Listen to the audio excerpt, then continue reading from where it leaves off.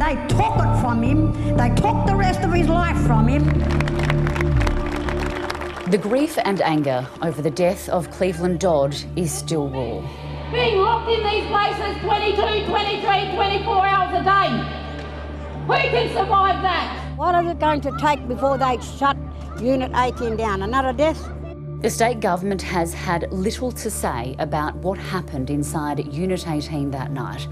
But the ABC has seen a number of documents which fill in the gaps and reveal a completely different story to the one the government has shared. The boy had contacted officers via the intercom. He told them twice he was going to take his own life and how he'd do it. It was only a matter of minutes from that moment until he was checked and found to be unresponsive. It was almost 13 minutes. 13 minutes before an officer found him hanging in his cell. And the officers commenced resuscitation, and they were able to successfully regain a pulse. Just before 1:30 in the early hours of October 12, Cleveland Dodd told officers he was going to hang himself. Around 1.5 minutes later, an officer conducting routine checks speaks with him, but for less than 20 seconds. Approximately 3 minutes later, he makes the same threat over his intercom, this time telling officers how he intends to take his own life.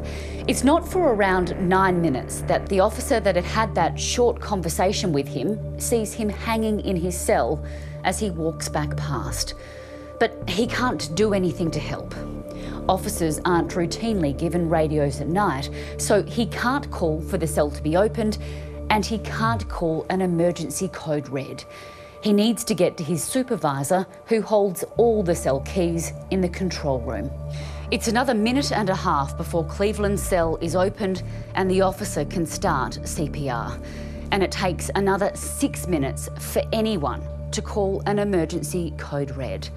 Cleveland finally leaves Unit 18 in an ambulance almost an hour after he uttered his final words. Detainees should be visible to officers at all times because of video cameras in their cells, but Cleveland had covered his camera that afternoon.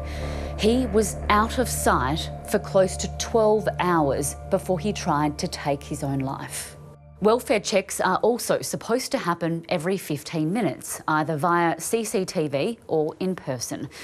According to documents seen by the ABC, Cleveland's checks were filled right up until 6 a.m, even though he'd left the prison in an ambulance hours earlier.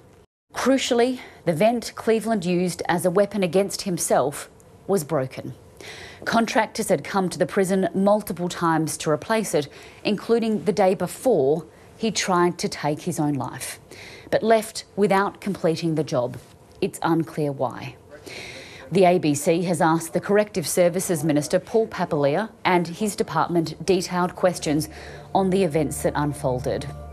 In a statement, the government said it couldn't comment further as 3 investigations into Cleveland's death were currently underway.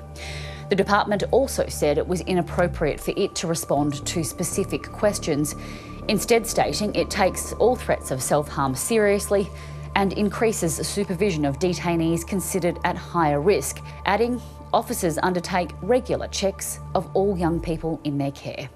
Kathryn, ABC News.